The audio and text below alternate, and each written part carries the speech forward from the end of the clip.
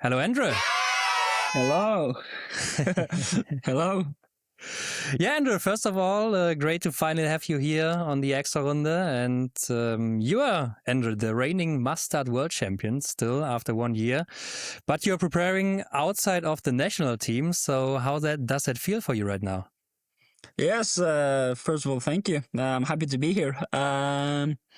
And how it feels to be preparing for the winter all by myself. Yeah, for sure. I mean, it's a new situation for you, a special situation at this time, and also at the Massenstart world champion. Yeah, of course, this spring was different, to say it at least. But I feel confident, and I have a really good plan, and I'm really looking forward to both doing the work this summer and of course to compete this next winter. Yeah, okay. I mean, I think we will come back to that later, but to understand the situation in that you are right now, I'd like to start at the very beginning with you. So tell me, Endre, why or how did you start doing sports in general and getting into biathlon? Yeah, I was always I love to use my body and make ski jumps and run around when we were at the cabin, and yeah, skiing mostly all my life. And my mother was she was a good skier, and she taught me how to ski when I was a little kid, and also when I got older and I wanted to ski fast, she was really good with technique for both skating and classic, and she also taught me the principles about training for cross-country skiing. And when I was a kid, I also did Nordic combined, because I thought cross-country is like the source for me, but I thought it was a bit boring by itself, so I wanted to do Nordic combine. But where I grew up, it was there was not the perfect environment and not so many other kids doing it. So then I thought, okay, I'll try biathlon. So I spoke to my friends in the school, and we managed to be a little group who tried biathlon. And yeah, from that day on, I was I really liked it because it could change so fast, and it was so exciting. And of course, cross country was always the main thing for me when I was a kid, and I was an awful shooter. I used many years learning how to shoot, but I think also it was really fun that it was difficult. And your mother was also competing in cross country skiing, or where did she learn all this?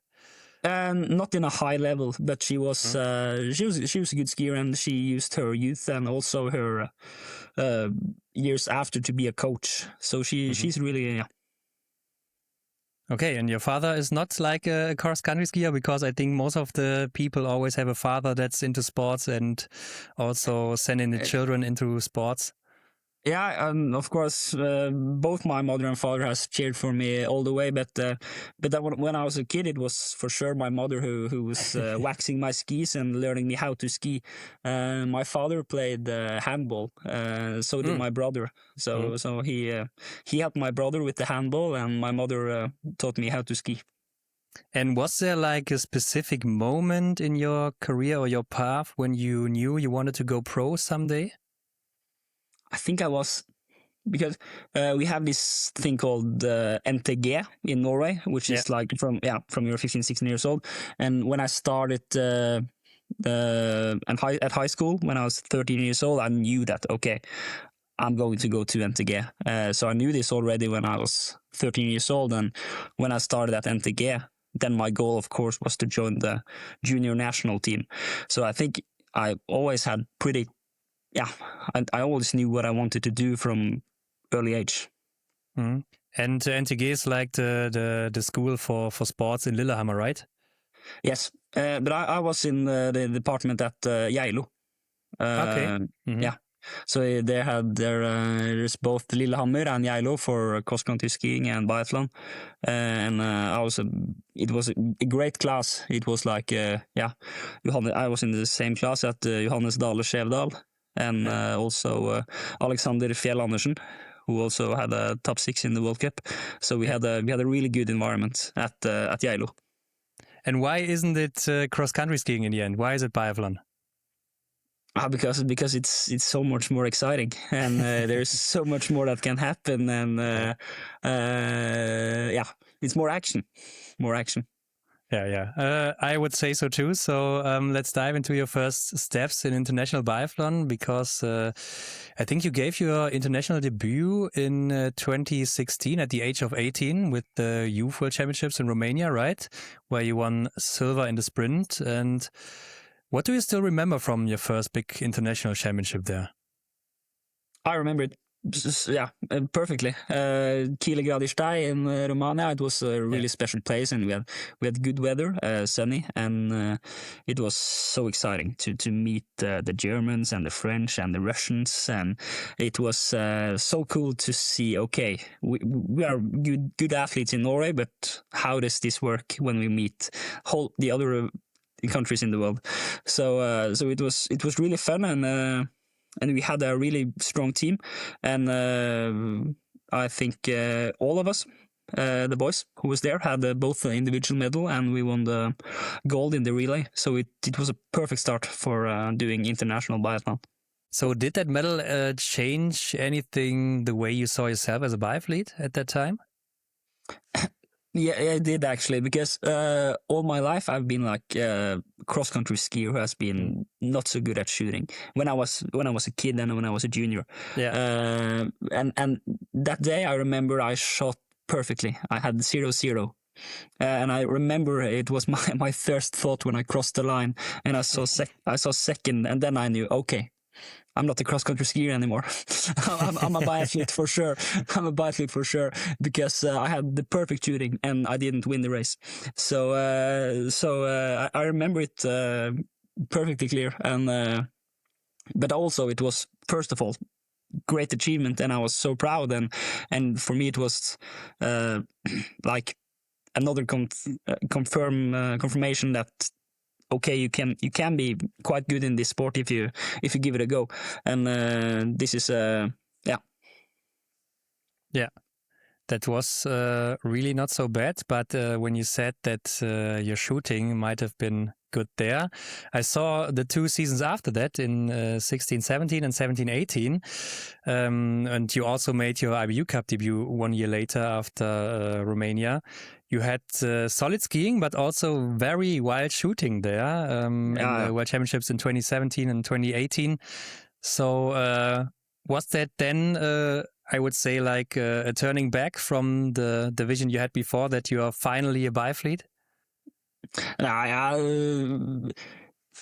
After the first junior championship, I knew that biathlon is hard. It's so hard, and you have to be able to manage both. You have to shape has to be perfect, and you also have to hit the targets. And as a junior, I was not stable to do this. I could do it in some races, but my level, especially in shooting, was not stable at all. So I had to work a lot to become a stable shooter. And it's first the last 2 or 3 years that I've actually been able to be a stable, good shooter. Yeah. I mean, on the other side, you always got your chances at the international stages there. So I guess you must have been quite good at the Norwegian level in order to qualify for that, right? Yeah, and that's I guess you have been. Everybody knows that it has been a tough fight for qualifications, and this was all the way from when we were young and we wanted to qualify for Junior World Championship, and then the IBU-Cup, and then of course to the World Cup. So it has been like this all the time. But I think also it has been tough for the athletes, but I think also it has been really good, and to be a part of the group where so many athletes have a great level. I've been really lucky, all the way from NTG and also the junior national team. I was with both Sturla Holmlagereid, Johannes Dahle Skjevdal, and also some of the guys who is not at the best today, but also like Sindre Pettersen. He had a really young age, top 6 World Cup. I've been really lucky that I've always been among great athletes, and of course sometimes it's tough because I haven't been the one to qualify, but in the end I think it was really good for me to have a hard fight. But don't you sometimes think it would have been easier when you're in another country, don't having such strong enemies in your own team and just racing at the highest level?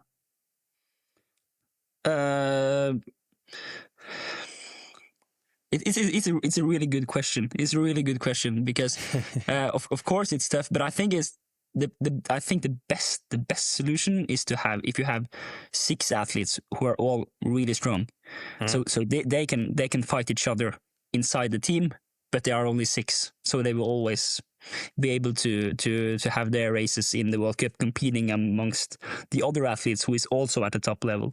So I think maybe that would be the perfect middle road. Yeah, okay.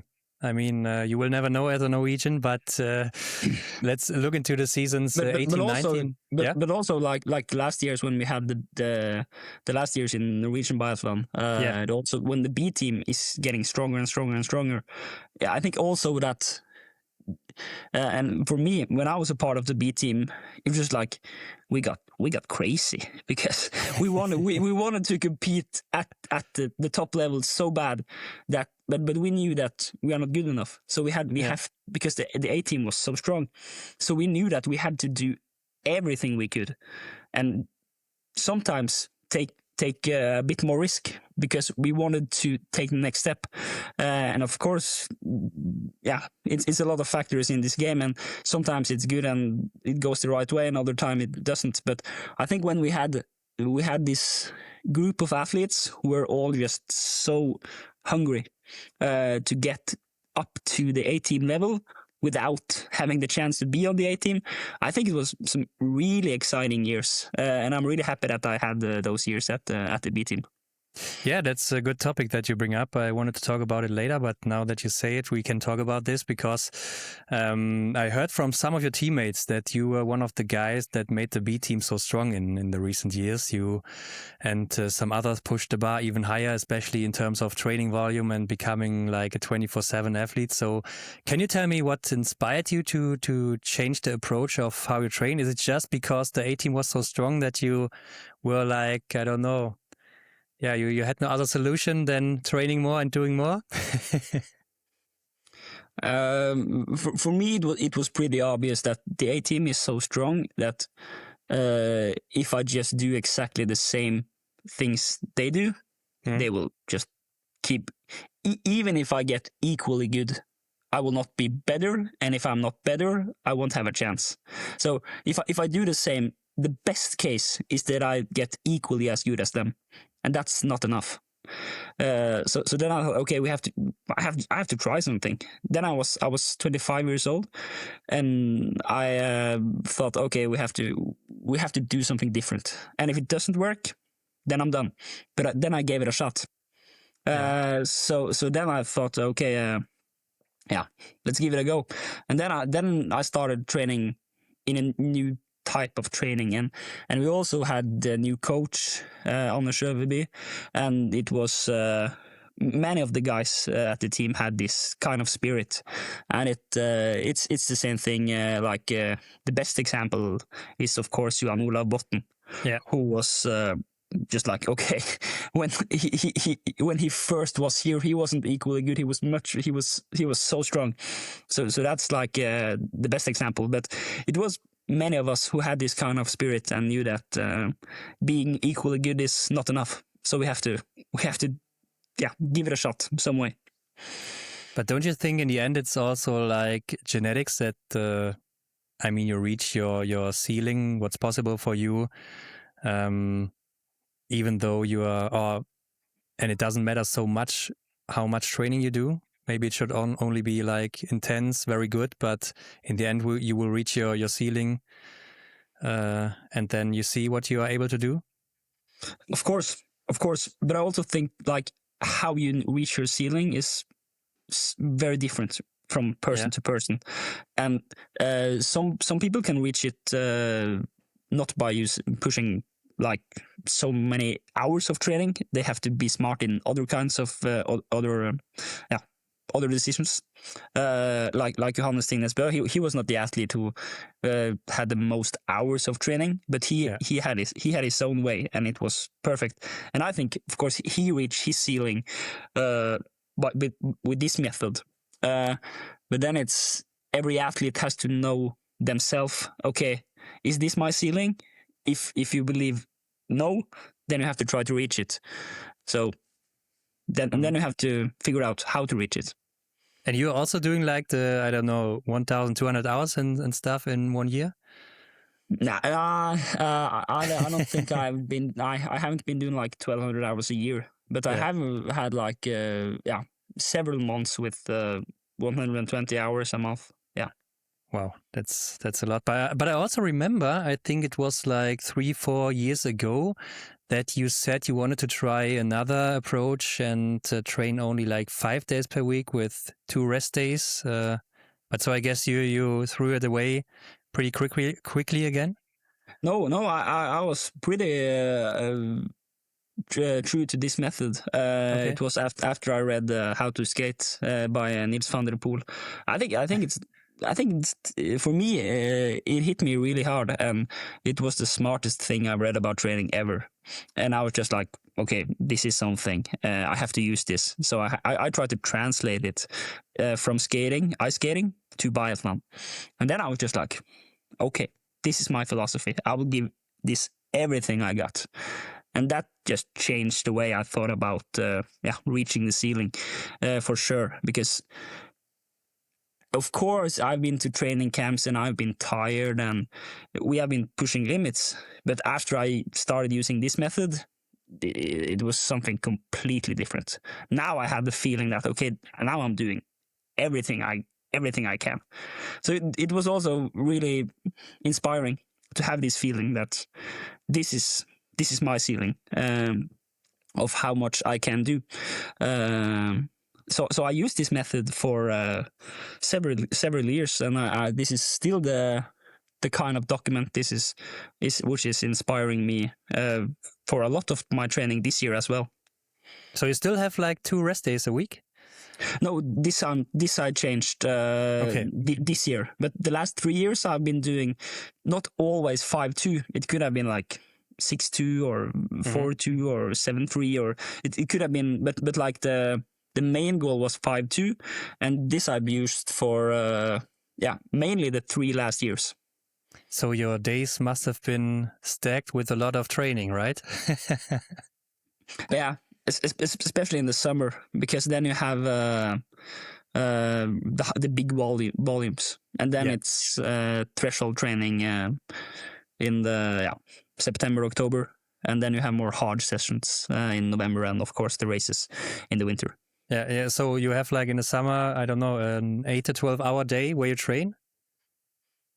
That's like the most extreme session. Could have been like 12 hours. So, okay. Some of my sessions have been, but one training from 5 to 8 hours was pretty normal. Yeah. Okay. Yeah, that's crazy. And I think I also thinking about how's the quality of the training when you are training so long, because don't you get like dizzy in the heads after, I don't know, 4, 5, 6 hours? And when you do that, I don't know, for 5 days in a row, or maybe also a month, 2 months period, it must have been also mentally very draining, right? Yeah, exactly. And as I said, when I started doing this, it was because I had to try something else to not to become equal good, but to try to get better than the guys at the A team. So that was like the key thought. And in the first weeks, I thought like, okay, this is crazy. This is like, I'm not supposed to be this tired, because that was, as you said, dizzy and tired, and the sleep was bad, and the body was so stressed. And of course, I was like, I'm going to give this a shot. So I just pushed through some weeks, and then I felt like, wow. now I can do this. Now I can go for 5 hours without getting tired. And I'm not recommend other athletes to do this, because it's a huge risk. It's a huge risk, for sure. But I was at that part of my career, I was in a position where I needed to have risk, because if I was only staying at the B team, then I would never get to the World Cup. So I had to take this risk. Yeah, I mean, we saw a lot of success with this high volume approach with Bottom, or Serum is also a guy who's doing that, right? So it worked for them, but we also see some injuries now. I think Bottom has like a knee problem, or is also very often ill in the last year. Serum has also a hamstring and a back pain, and you might also have been on the edge of fatigue in the last 1 or 2 years. So yeah. Do you think it was worth the risk that you did, or is it really also necessary to do this to get to the top? I'm not sure if it's necessary. I'm not sure if it's necessary. You never know. But for me, in the situation I was in, it was 100% the right thing to do for me. And also it gave me my first World Cup podium. It gave me my first World Cup victory. It gave me my first World Championship gold medal. It gave me all the things I'm proud of today. So I'm really happy that I did this change. And it also made me think that I can push through a lot of training. If the shape is bad, I can stay in bad shape for some weeks, and then the body will recover. The last 2 years, I have had a lot of sickness, and then when you have the experience that you can just push through, and then if you don't get sick, then you can, I think. But if you have a lot of health problems, sickness, and then you think you can push through, then you will have the season I had this winter, which is really bad, really bad. Yeah, we will also come to that. But I get you're a guy, when I hear this, that or who's thinking a lot about what he can do and change in training, right? So you said you read books and so on. So you're also like educating yourself what you could do better. Yes, and I speak with other athletes. I remember. It was before Oberhof, before my first World Cup victory in Oberhof. Yeah. I was in Livigno for altitude training the whole Christmas with Johan Olav Botten. And these weeks we were speaking so much about training and philosophy and how to do things and what to improve and like. And so I think if you want to get good at training, if you just have some weeks in Livigno with Johan Olav and just be really nerds about it, then it's really fun. Yeah, I mean that's of course the one side of being a good athlete is the training, but as I also said, it's more like 24/7 thing to be an athlete, right? You also have to pay attention to recovery and nutrition and also other stuff. So how important is that to you? Are you also so educated in those terms? Yes, and of course also nutrition it's key, 100%, especially if you're doing big volume. Sorry. Then you have to be really smart on how to carbo load for how many hours, how many grams, and the way you eat. If you eat wrong, and then it doesn't help if you're training right, then you won't have the results from the training. And of course, the same thing about recovery. You have to monetize your heart rate, everything, sleep, HRV. Yeah, you have to. If it's not always bad at things, if the resting heart rate, if it increases, it's good if that's what you want. If you do a session, then you think, okay, now the resting heart rate will increase, then it's no problem. But if you have a session, then you think, okay, tomorrow the resting heart rate will go down, then it goes up. Then you have to think. Then you have to start, maybe do some more rest days, and then you have to, figure out why it's not working as you think it would. Mm-hmm. Yeah, okay. But so you're also tracking like your nutrition and everything with macronutrients and looking what you have to eat and so on? I track everything I eat during the training. But okay. I don't track all my food all the time. That I don't do that, but I always track what I eat during the workouts. Yeah. Okay, so you're more like looking on carb loading before and after and so on, and not what you're eating in a whole day. Because it's important to eat carbs when you're training, but how much I eat during the whole day, then it's pretty much when I'm hungry. Yeah. Yeah, okay. And you're also looking on, I don't know, like the recovery part, also the sleep, and you're also looking for, I don't know, going to bed at the same time and so on, or what are you for a type of person? Is it more like relaxed, or are you also eager to perfect that? No, if things get too like 100% structure all the time, then I get tired in the head, because I have to have some breaks from biathlon. I can't just do biathlon all the time. Then I get tired in the head. So sometimes I like to break the rhythm in a way, but not in a like spectacular way, but sometimes I think it's good to just have a mental break where you don't go to sleep exactly at the same time that you always do. And for me it's no problem to get back to the rhythm. I don't have any problem like switching for some days, but I think it's important to have a strict rhythm for most of the time. Mm-hmm.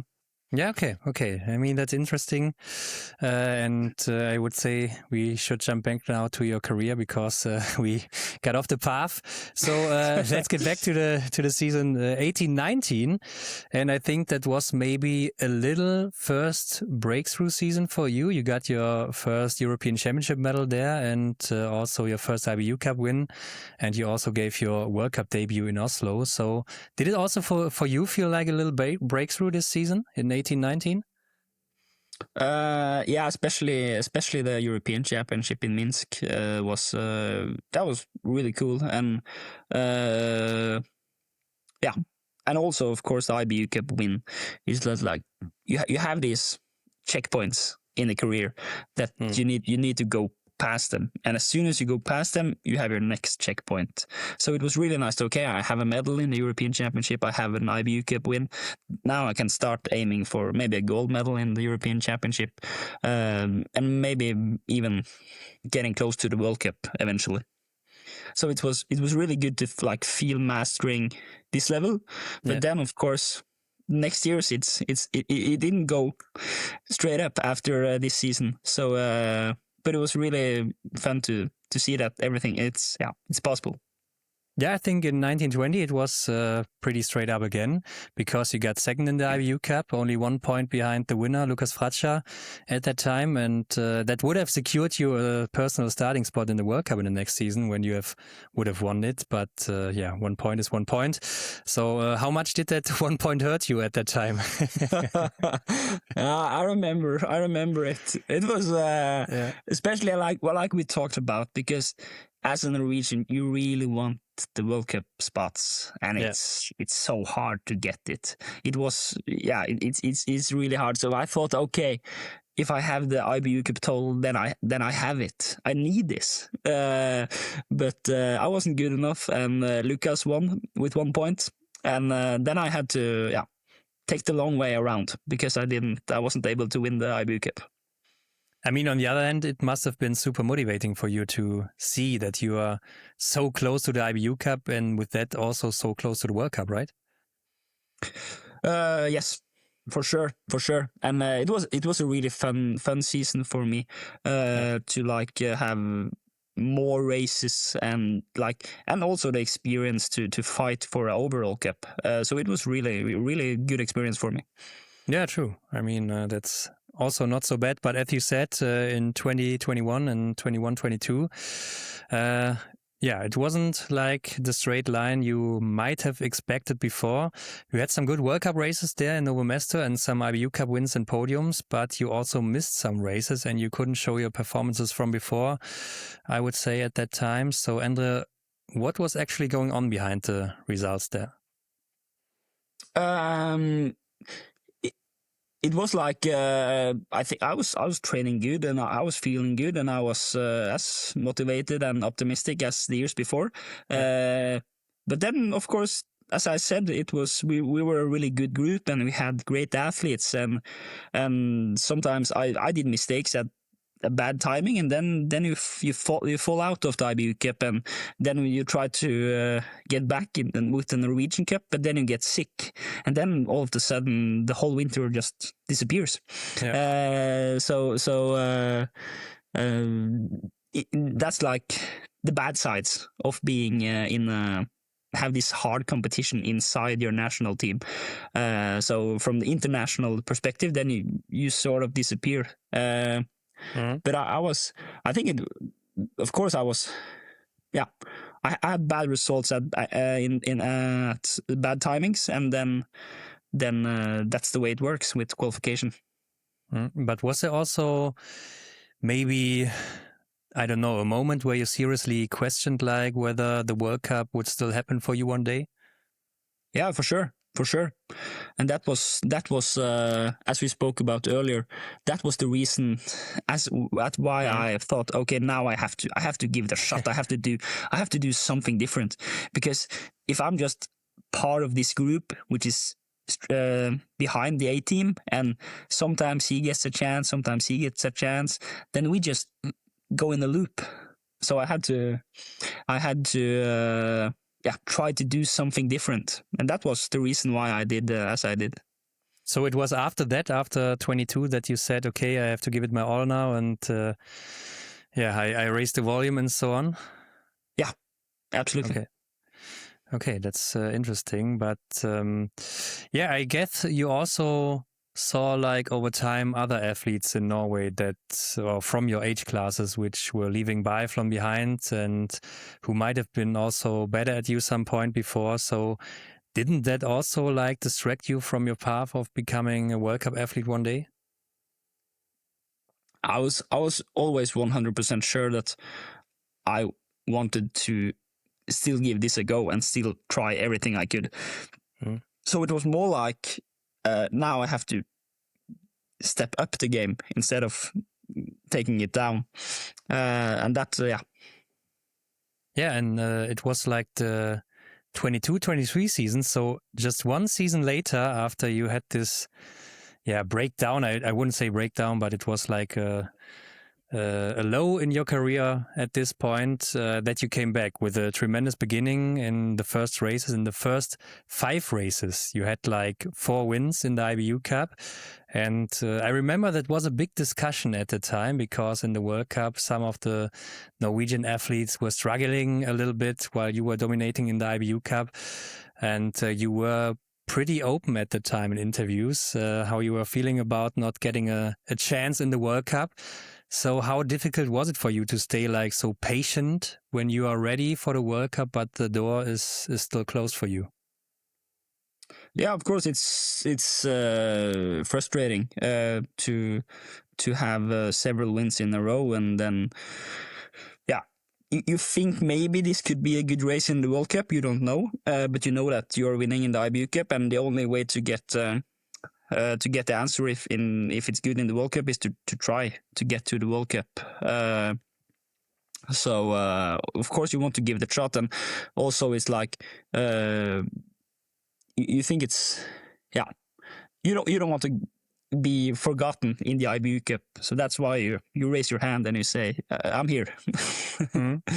Yeah. And it was also just this one prep in 22 that made you so good that you raised your level so much?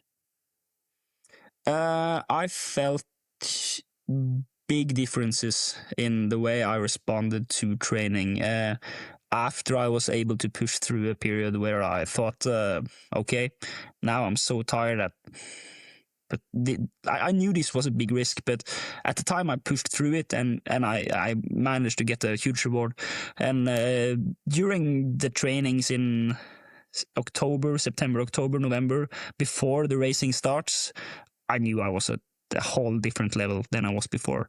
I felt really strong, and it felt really good, and I was looking forward to race. Okay, that's crazy that it went so fast for you. But I think that could also be like a point. I think as an athlete, you think, okay, this one prep now made me so good. Now next prep, I will do the same again, and I will maybe do even more and maybe raise the bar higher So this could also be a trap to be in a circle where you will not come out because the fatigue is so high at one day that you will break down, right? Eventually it will happen, and it did. But but it was the next year after what we spoke about. Because this year it was really good, and I managed to win the overall, and I had a quite good lead, so I could go to the World Championship, and but the next year I was pushing equally hard, and sometimes even more. I did some adjustments. Something was more like I managed to keep the volume during the training in August, September, October, because the first year with my Nils van der Poel training, I stopped the volume, and I did sort of huge volume in the summer, and then just thresholds. I did like only threshold sessions, so I had like over 20 hours of threshold training each month with my first year when I did this, and it felt really good. Yeah, and it worked really good, I have to say, because you also became a European champion in Lenzerheide, and also were part of the World Championships in Oberhof, right, in 2023, where you got surprisingly called up for this main event because the IBU changed the participation rules. But how did you experience like the call up to the World Championship? Because from the rules, or the rules made you participate there in this event, but on the other hand, you didn't earn it like the other athletes, right? So how was it for you to start there in Oberhof? I was, of course, happy to have a start in the World Championship, because that it's a boy's dream to be able to compete in the World Championship in biathlon. So I was happy. I was really happy, and I was at the training camp in Lavazet with Vebjørn Sørum, and then I got the call, and then I just jumped in the car and drove from Lavazet to Oberhof. And I think then I had 1 day of training, and then I was ready to race. Yeah. Okay, I mean, it's also not so nice to come out of a training camp in high altitude, right? To race. Yeah, of course, it's not perfect, and of course I wanted to be able to have been at a higher level or having gotten more races in the World Cup before, but I was just happy to be there. Yeah. Okay, and everyone could also see that you came closer to the World Cup or to the best, because in Novo Mesto 2 weeks later, you also only missed your first podium in the sprint by only 3 seconds, right? And in the end, it was a long journey for you that paid off, and you won the IBU-Cup that winter. You said that, and even though you didn't do all the races there, and with that, you secured your personal starting spot for the first 2 World Cups of the following season. So tell me, did that season 22-23 like change your self-image as a biathlete? Yes. Then, because now I had results, and I had big confidence in my way of training, and I knew that, okay, as you said, I was close to the podium in Novo Mesto, and I had experience from the World Championship, and I had my own personal starting spot in the World Cup. So now I had completely different cards as a biathlete than I ever had before. I was still on the B team. I didn't have a spot in the A team, but I had my personal space for the starting in the World Cup. So after the 22-23 season, I felt like now, as you said, it has been some up and downs, and some years was good, some was bad, but now I have a chance, and it's been a long journey, and it had some up and downs, and the last year I took a big risk, and it paid off, and now I have my card, and then I will try to spend it good. But is it only like a chance, or is it more like also a lot of pressure, because you have to perform there? The others also have like World Cup wins, World Championship wins, and podiums and so on. So how did you see it? Was it pressure, or was it more like the opportunity to shine now? For me, I think it was for sure mostly an opportunity, because this was what I've been waiting for. This was what I wanted. Wanted to be able to show what I was able to do in the World Cup from start of the season. So, of course, it's pressure. But if I was not good enough, then I was not good enough. Now I had the opportunity, and yeah, let's see how it went.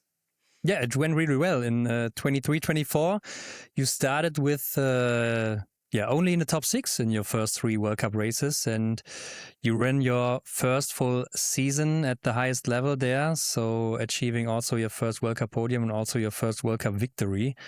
How fast did you get like the impression that you are now not only the guy who has to survive in the World Cup, but actually fighting for podiums and wins and being part of a World Cup? Yeah, and that's a huge difference. It's a huge difference to be a guy who's defending his spot and to be a guy who's trying to get results. Yeah. It's and I've been both for sure.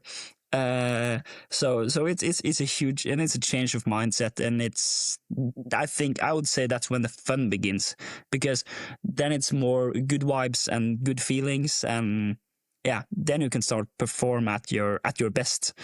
So this was a huge change for me, and it was a really rewarding year. This was. I would, of course, some season earlier was maybe, but for me, this was the breakthrough season for sure. Yeah, okay. I mean, I see that with your victory and so on in the World Cup, but was there also like one race or one moment where you thought, okay, now I belong also here into the World Cup? Yeah, I think for me it was, I felt good from the start. And also when you start become part of the relay team in Norway, then that's also a big deal. Yeah. And when I had my first podium in Lenzerheide, I felt strong on the skis, and I felt like, okay, I can make attacks in the course, and I can, yeah. So I think from Lenzerheide, and then, as I said, I had a really good training camp with Johan Olav Botten, and then I was able to perform at my best level in Oberhof, which, yeah, confirmed that I was able to do good races. Yeah, but I think we have to talk about that first podium because it was, a little strange. It happened at the last shooting in the pursuit in Lenzerheide when you lost your magazine and it fell into the shooting range, and you had to take your skis off there and also lean forward over the firing line in order to get the magazine back. But you didn't get disqualified for that move back then, and so it was your first World Cup podium. So do you understand why some people discussed it afterwards, and how do you see it today? Yeah, of course, I understand why it was a discussion for sure. And for me, it was like, because I knew that I knew I was in good shape, and I knew that I have a good last loop. And then now it was the time for a showdown. It was Johannes Signes Bø and Sturla Holm Lagereid and me, and I was just like, okay, now let's do this. And then I was getting ready to shoot, and then I dropped my magazine, and I was just like, okay, what should I do? And I thought, I just acted. I didn't think too much. I just acted. And then I got the magazine back, and then I was so stressed because I knew that I lost like 20 seconds, and then I was going to shoot for my first podium, and so it was just like a really stressful situation. And of course I understand why it's a discussion when people reach over the shooting range, but luckily I was not disqualified, and I got my first podium. But would you say it would have been okay if you got disqualified that day? I wouldn't like it at all. For sure. Of course. But I'm glad I didn't. Yeah, okay. I mean, your first win came shortly after that in Oberhof. After third place in the sprint, you won the pursuit with a strong finish against Sturla Holm Lagereid on the final lap. And when you attacked him there, Endre, I also looked it up before this talk here. Did you already know that you could beat him there on this steep uphill? As me and Sturla, we're from the same place, and we have been skiing together since we were 12 years old. And Sturla, he has always been a so much better shooter than me, for sure. When we were young, I was a better skier than him when we were young. But as in at the top level biathlon, he's been skiing overall faster than me, for sure. But when it comes to attacking and sprinting, from we were so young, I knew that I think I will beat him in a clean sprint. And then we had we came in a position where we're going to sprint. So at the time, because we have known each other for over 15 years, I was really confident that this was going to go my way. I'm really happy that it did. So it's like Sturla, he's so strong when it comes to overalls and good shooting, good skiing, stable. But when in a clean sprint, it's more like then I believe that I was able to win the sprint. Yeah, I think it's also one of your special qualities, right? To be so strong in those head-to-head situations on the tough parts of a track. I also remember you did that to Vettel in Yale, or no, it was Schuschön, I think, and also some other races where I saw that. So do you think that's I don't know, maybe just one of your genetic gifts that you have? Yeah, I think I think it also is just like if you have quite good genetics for a sprint when you are young, you always say you want to race, and then you always have a lot of sprints on every training because you think it's fun because you're naturally good at it. So I think it's a bit of both. That if you have good genetic, then you always use them a lot, and then you get faster. Yeah, that's true. That's true. But did you ever lose like a sprint, or in that situation a sprint? Maybe offside the cameras, I don't know. Yeah. So like when we have speed trainings, Vebjørn Sørum, for example, he has beaten me at training a lot of times. I've also beaten him. So it's he's a really fast guy. He's a really fast guy. Okay.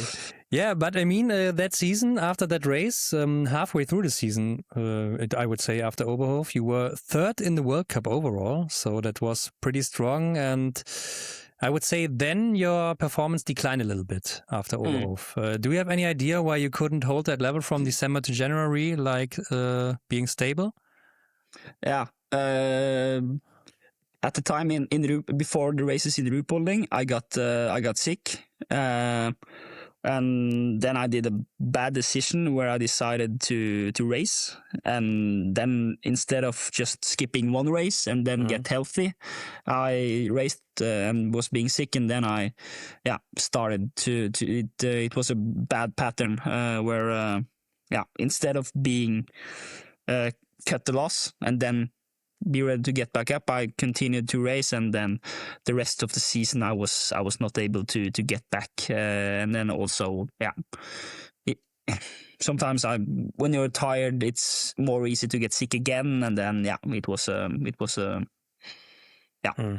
big difference on the first half of the season and the second half of the season.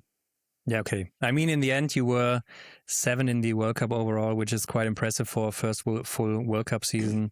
And with that, you also became part of the elite team in Norway, the A team.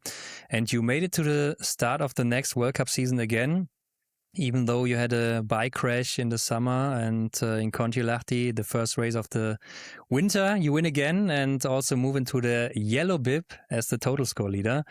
So, Endre, after this win, what were your thoughts on how the season might develop from there on? I think that race is the race that surprised me the most of every race I've ever done in my life. Okay. Because I was warming up and I felt today is not my day at all. And then I end up doing, I think it was the best race I've ever done in my life. Okay. I think so, because I had a perfect shooting and also quite good skiing and fast shooting. So I think the overall package it's the best I've done. But then the races after, and the feeling overall was that something's off. But the individual was perfect. But some days earlier, the relay was not so good. So there was something that was a bit strange in Kontiolahti. But did you think of becoming like a contender for the yellow bib when you had it after the first race?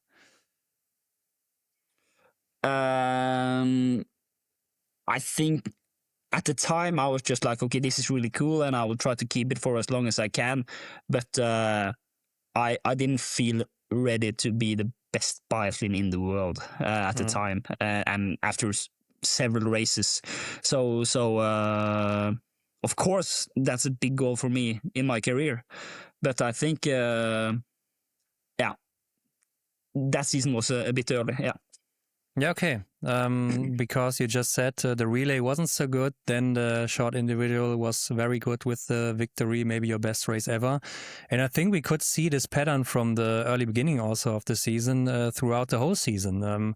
Because from the outside it looked like a wavy performance, I would say. Yeah, one day you were like very strong on skis and made a good result, and next day you were like, far away from your best performances. So how did it feel from inside you this season 24-25? Yeah, it was wavy, as you said. It was huge ups and downs, and overall feeling at training was that something's off. But then sometimes I did good performances, like you said, also the individual, and the mass start was quite good, and the sprint in Hochfilzen was good. So, and then the other days when it was bad, it was really bad. And then in Le Grand Bonnat, then everything was just like, okay, now it's really bad. So then I had to get home. I think it would have been smarter of me to go home after Hochfilzen. But and then I was when I got home and was able to rest, then my body shut down and I got sick. And then I was sick for mostly the whole Christmas. And then I was out to racing again in Oberhof without actually having so much training. So I think it was and then of course it was a bit wavy again because it was a bad training period, and not and then I was about to lose everything. I was about to lose the world championship because of bad performances, and that would have been because but then I was able to get the green light for the world championship, and then I was able to rest and feel like, okay, now the resting heart rate is back to normal. I had some days completely off, and I felt like, okay, now I'm ready to start training again. And then I had a really, really, really good training period in La Vasse, where I was in the start, I was just skiing alone because I was skiing so slow. I couldn't ski with the other guys on the team because in the end, in the start, it was, I don't know exactly, but I felt like my body needs to just have a lot of easy training to get back to normal. And when I felt ready, I started to doing a bit more intensity, and then I felt the shape increasing every day until the Lenzerheide, and then the shape was good. Yeah, that was the World Championships in 2025, and I think you managed to show really consistent good results there again, and because of that you also got the start in the relay team, which is not easy in Norway, as you said, and that day you became the world champion for the first time with the relay team. So how important was it also for you to be selected for this Norwegian relay team there? Of course, that was huge goal and a dream to be able to fight for a gold medal for Norway. Of course, it was huge, and I was so happy to qualify, and I knew that the shape was really good. It was strong pretty much every day, and the shooting was good, and I felt really good. So I knew I was ready. I knew I would perform. So I was really happy to get the chance. And what do you think, how much did that relay gold help you going into the last race of the World Championships? I think, and then it's always a good feeling to know that okay, this World Championship is a success already, because I had my gold medal, and even though the mass start would have gone bad, I would have something, because in the World Championship medals is everything, and all the athletes from Norway wants a medal, of course. So but I'm not sure if it that's the reason why it was good. But I felt really good, and I was I knew after the individual that if in a good day, I think I'm able to have a medal individually, because Norway had not the best skis in the individual, but so I was a bit mad about that. So I wanted to give it another go in the mass start. Yeah, I think also the other 29 person think that they would take a medal there, but yeah, it was your day, the mass start, 19 out of 20 hits and beating Sturla again on the final lap to become a world champion in the mass start 2025. So can you take me with you on that final loop? What was going through your mind when you realized it would be against Sturla again? I mean, you must have known now that you would beat him, right? It's like I said earlier, that this kind of situation, we know each other. We know each other in this kind of situation, and for me, it's about getting there. And Sturla he's so good at getting there. That's like every story I have is always with Sturla, so he's always there. But I was really happy, and I felt strong when I did my attack, and it felt right. And what did the title also mean to you personally? Now, we heard the story of you, like the ups and downs and so on, and then you are crossing the finish line at first, and you are also world champion now, still the reigning champion. So what does that mean to you? I have to be honest, and for me, the individual gold medal it's heavier than the relay. Of course, sure. winning with the team is amazing, but to have individual gold medal, it was I was really happy with that, and I'm so happy that I did a good performance this day, and that for the rest of my life, I will have a gold medal in biathlon, and that's a good feeling. Of course, I want more, but at least that's a good feeling. But was it also like a point in your career where you thought, okay, now I'm finally there, I'm finally in the team, I might never drop out again and will be here forever? No. Or for the next years at least. Yeah, but for me, biathlon is about performing and doing good competitions. Of course, it was like we said the other time, that when you start thinking about the performances and being one of the athletes who is able to be in the top of the race, that's when the fun begins. So it's more like I want to be in this group and not the group that's afraid of losing their spot. So it was more like this, that I was ready to be in this group, more like it. Yeah, okay. But I mean, in the end, you are double world champion in that season, and also number 13 in the total score, which is also not bad, even though your season might have been a little bit wavy. But what do you think yourself about 24-25? And why did also this wavy pattern happen?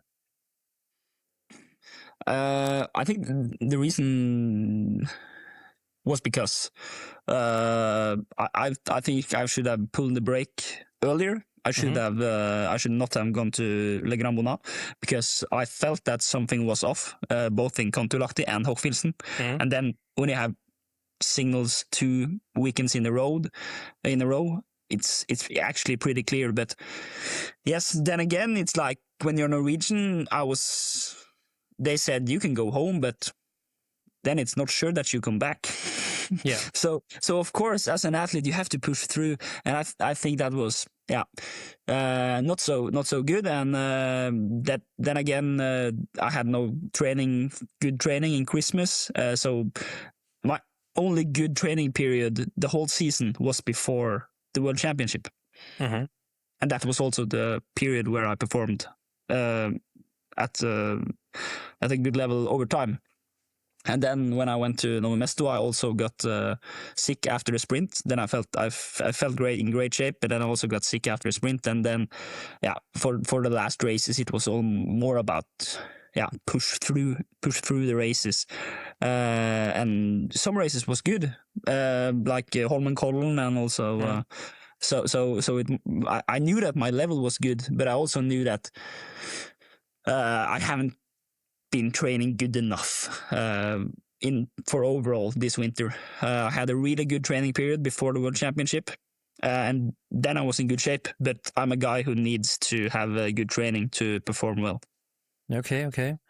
Yeah, and to be honest, I thought it would be going back for you like in the 25-26 season, the last season, that you would be there again fighting for the medals, fighting for maybe one of the 4 Olympic spots, and things in the end turned out differently. But when did you realize that something might not go into the right direction now?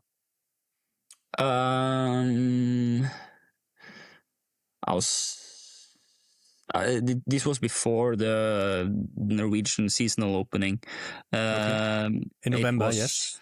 Yeah, because the training has been. I was able to train the whole summer, but the body was, something was off, and the test was really up and down. And I like to think of it like if you're training with a credit card or a debit card, that I felt like the whole season we talked about, it was a lot of sickness and not so good training. And then the whole of April, after the season, I was knocked out. Then I was sick, like not go to work, like really sick. And then I started training in May, and it was okay, but the body got tired more by not so much, and then it was sort of the same in June. And then I thought, okay, but this is like I've experienced before, that it's not dangerous to be tired, as we spoke about when I started doing big hours. So I thought, okay, this will sort itself out, and this time it didn't, because it was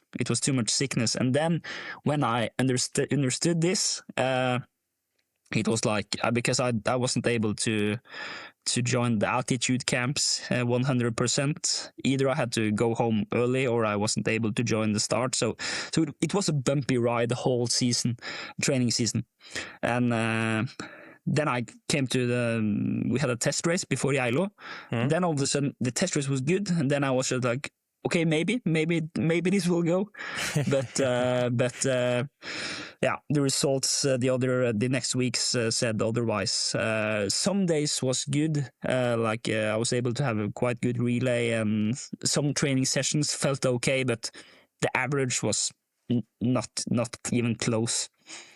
So and then after really bad racing, I made this conclusion in December, and then I tried to restart the body, and didn't race before the IBU-Cup in Außerdem, but yeah, it was not enough time. And then it was, also of course everything that happened in more sickness in the IBU-Cup in Ridnaun, and then of course the Christmas was really special. And in total there was nowhere near enough training, and it was no base to race off. So then to focus on getting back to zero, and then start rebuilding, instead of, because now was minus, the body was like, it was too much of a credit card. So I had this huge debt that I had to pay,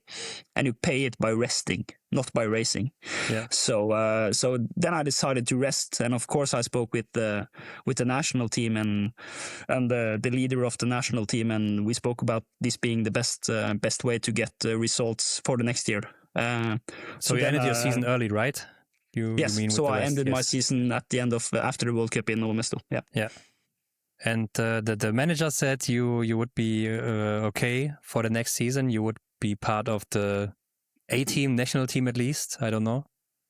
Yeah, he said that earlier. He didn't promise me anything, but he said that if you look over the results over 2 years, which we usually do in Norway, then it has to happen something extraordinary to knock you out, because you have 2 gold medals. And then I thought, that's the risk I'm willing to take. And then nothing extraordinary happened. So I thought I was good, but I wasn't. Yeah, I think we have to say that again. You are the reigning master champion still, and you are with that the only Norwegian, or with Eric Perrault, the only guy who is guaranteed a spot for the World Championships in Otepää in 2027 now. So, but to my surprise, you are completely dropped from the national team. So no A team, no B team. And yeah, I guess it must have been like a pretty hard shock for you when you heard that. Yeah. It was. The shock is the right word because. Yeah, it was a complete new way of thinking when we do qualification for the national team in Norway. It was something completely different from the way it has been done before. And then, no A team, no B team. I thought, okay, but how are we going to work together? Because I will go to the World Championship. Yeah. But then I said, what do you mean? All we can say to you right now is that you are not a part of the national team. So I was of course shocked, and then I tried to ask, but we shall not have any kind of cooperation together? And then they said, yeah, we can speak about this later.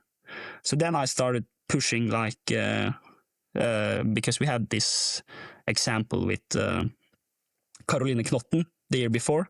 Yeah. And then I said, I want the deal she got.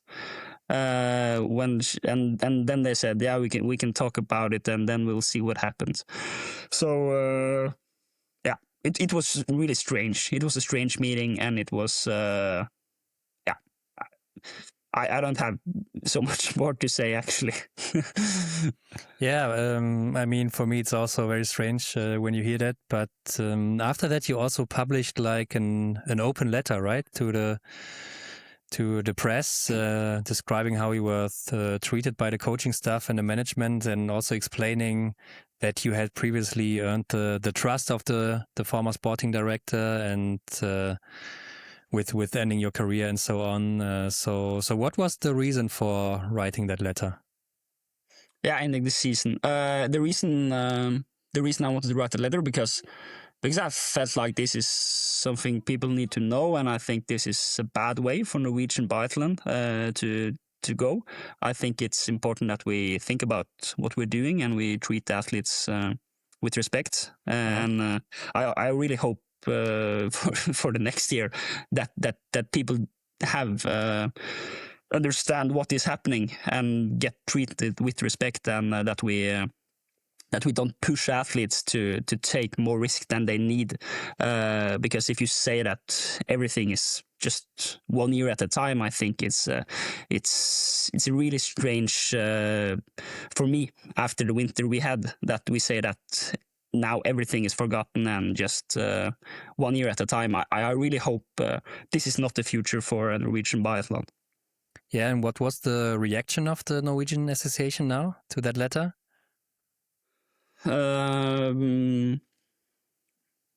We have been sending some emails, and I think I'm not too much, but I hope we will. I want to cooperate with the Norwegian Association for sure, and I hope we can have a good trust for each other before the winter comes. Yeah, okay. I mean, for the people who don't know, that I think changes almost everything for you, right? So can you tell me, what does it practically mean to prepare outside the national team in Norway? It means that you have to take responsibility yourself. Of course, me and Vebjørn Sørum is in the same position, so we speak a lot together, and we have training. And of course, it's not like after we spoke and we said that we wanted something, just please don't forget about us. Then, of course, the other guys, the athletes, have been showing support, and also we have been speaking with Patrick, who is a coach here in Oslo. So we are able to join some trainings in Oslo. So we are starting to have some sort of cooperation, but like 95% of the work that has to be done needs to be figured out and done by ourselves, and you have to start speaking with sponsors and try to get financial support for the whole year, because it's a huge change. Everything, you have to find a coach, physical coach, shooting coach, ski technique. You have to start building your own team in a way. Yeah, you have literally nothing, right? So you're totally on your own, and you have to manage everything by yourself. Yeah, but the waxing team will help me. Okay. The Norwegian waxing team will help me, so that's good. And also, I have spoken with medical supporters from earlier on. So after we said that we need something, we have this the same package as Caroline Knotten had last year. Okay. So we get something, but it's we have to figure out everything ourselves. Yeah, but but I want to say that there's a lot of guys supporting and helping, and so I really appreciate it. Yeah, good for you that you don't have to do so much high altitude training now in the next years. But how are you like organizing your training now? How does that look? You said that you will do some trainings in Oslo with the A team, but what else are you doing now? Yeah, this morning I went double poling with Team Aker Dali, which is a ski classic team. So me and Webern was, and also Sturla. So there's a lot of skiers in Norway, both biathletes, ski classics guys, and cross country skiers. So sometimes, and also I have a lot of friends which are in good shape and can join a bike ride or running in the woods. So most of the time I train by myself. But if I feel like it, there's no problem to have people to train with. And then I make my own plan and I execute it. And of course, it's a lot of shooting, dry shooting, and a combination of running, roller skiing, biking. Yeah, mostly easy training, but also some threshold. And yeah, the philosophy I made for this year, I wrote it down in January before I ended the season. So my plan about how to do my comeback was ready before I ended the season. So that was like part of the plan to get back. So now I'm just executing it. Okay, and you did it yourself, or did you do it with a coach? Mostly myself, and then of course I speak with other people and I discuss it. And also I have a coach who I speak about the physical training with now and discuss. But all of the plans and the philosophy, I figure it out myself. Yeah, okay. And now it's a question. What are your chances of qualifying for the World Cup in November? I don't know, but I will. I know I will race the World Championship. So if I win the national opening and I'm going to race the World Championship, of course I think I will go to World Cup. But I don't know. I don't know how the new team leaders how they think. That's the one thing I know, is that I don't know how they are thinking. So I guess we will just see. Yeah, it's a crazy situation for you. You have this World Championship title, and at the same time, you're not qualified for the World Cup team. So, what's your goal right now for the upcoming season? Is it like only focusing on this World Championships, or is it more like also November, December to get back into the team? Yeah, and of course, the most important thing I have to say is, for my way to get back to the team is to do some good biathlon. Yeah, because I haven't done good biathlon in over a year. So that's the number one, and that's what I'm focusing about. So not the politics about who will qualify. I focus about getting back to doing good biathlon. And if I start doing good biathlon, then of course I will race the World Cup. And if I start doing good biathlon from the seasonal start, of course that's my goal and that's what I'm aiming for. And then I hope to do a good season in overall. I will not just aim for this one race in the World Cup. I will try to have a good season. Yeah. Okay, that would be a good season for you if you do it in the end. But what you missed is now the Olympics, right? The Olympics in Antalya with ending the season early, and of course you probably didn't qualify for it with the results you had. But How is that for you when you are like a reigning world champion and you're maybe also, at the peak of your athletic career when looking at your age and now missing the Olympics? How was that for you? It was a huge disappointment, and but this was a disappointment I dealt with in December, because already in December I knew that I will not be able to qualify for the Olympics, and that was of course tough, and it was I would love to go to the Olympics, but this year I was not good enough. I've been pushing limits for some years now, and it has been good and good and good. This year it was bad. I think this year is sort of the price I have to pay for both mistakes and also for pushing limits, and I've been rewarded, and now I have to learn from it. That's a part of the game, and of course, if I would have known then what I know today, I would have done the last year different. But from my experience, the last 3 years, I think it was natural to believe that the body would work out.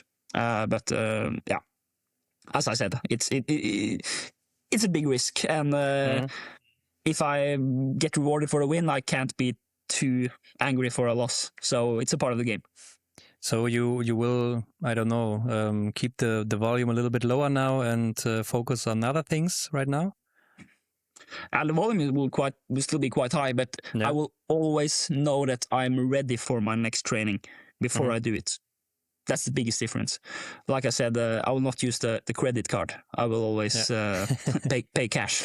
So when you're tired, you will do a lower session or no session at all? Yeah, exactly. I will always be sure that I'm ready for my next session. And Okay. So wild story, Endre, and now after everything that has happened in the last years, the long way through the IBU-Cup, the breakthrough season, the World Cup title, the World Championship title, and now this new situation where you're training alone, what keeps you motivating right now? First of all, I want to do some good biathlon. That's my choice. That's what I've chosen this life, is that I want to do everything I can to do some good biathlon. And as I said, the last year I haven't done any good biathlon, so I'm really motivated to get back to doing good biathlon. That's the number one. And I'm also triggered by trying to figure everything out alone, and of course seeking advice that people I believe can help me on the road. So I think of course it's a different project. It's not the project I wished for, but I still have the athletes and the other guys on the team. We are all good friends, and I think we will train together. And even though I'm not a part of the team, I still feel like we are good biathlon buddies. So I'm really excited to and triggered to see how this project will work out. So is your motivation still as high as it was when you tried to become into the World Cup? Yes. Okay. Because now it's like now I'm in a position where I have to go. I have to do everything perfect next year to get back. I think if I will do another bad season, I can't keep on doing seasons like last year. Then I'm not a biathlete.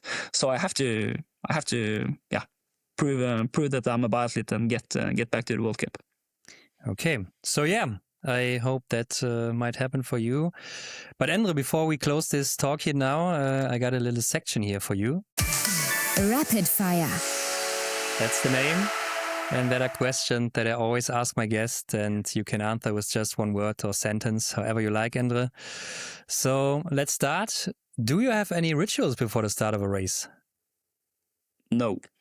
Okay, so what's your favorite World Cup venue except of your home country in Oslo? I have to say Lansereide. Yeah, okay, I thought so. But The classics, I would say Oberhof, because I really love the atmosphere in Oberhof.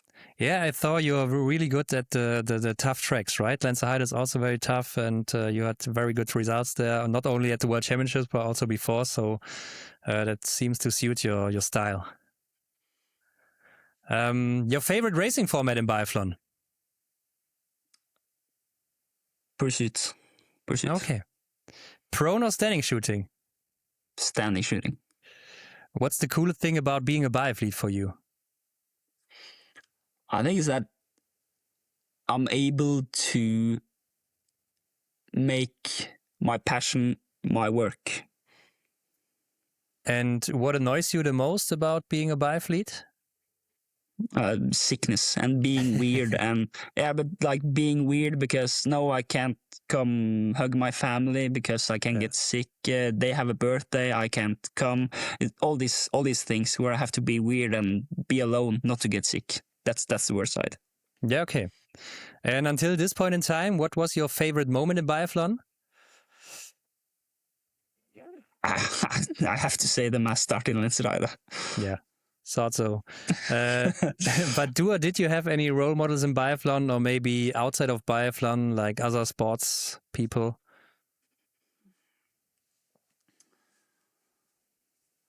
I would have to say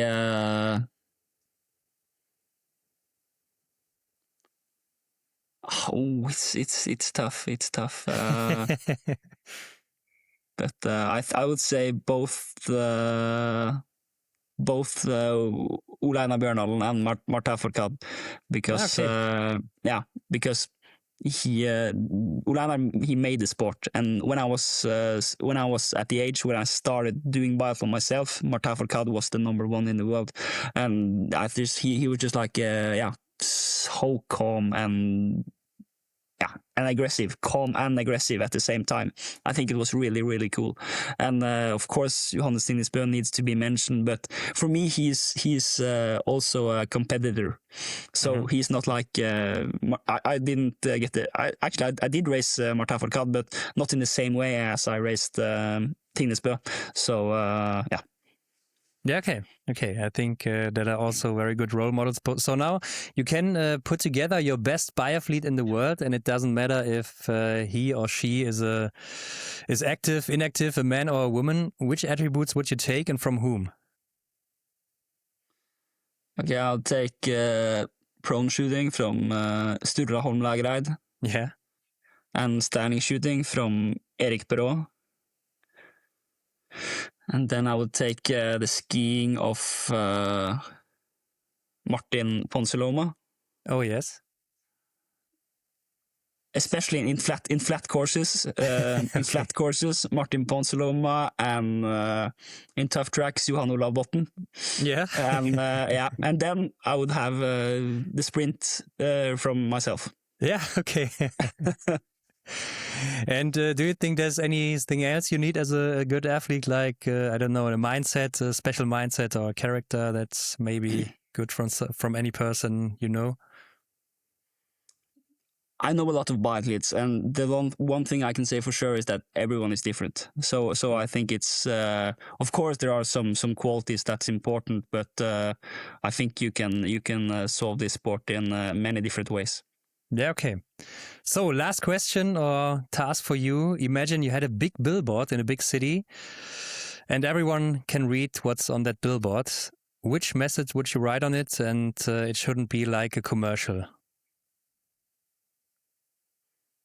Not like a commercial. Yes. So I can't say. Can I say like, you have to watch the World Championship in Holmenkollen 2029? No, that's like a commercial. So okay, that's like a commercial. I don't know, like a motto you have or a message for the people outside of biathlon or maybe inside of biathlon. I don't know.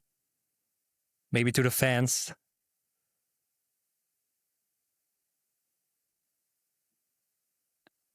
I just say, give it all you got.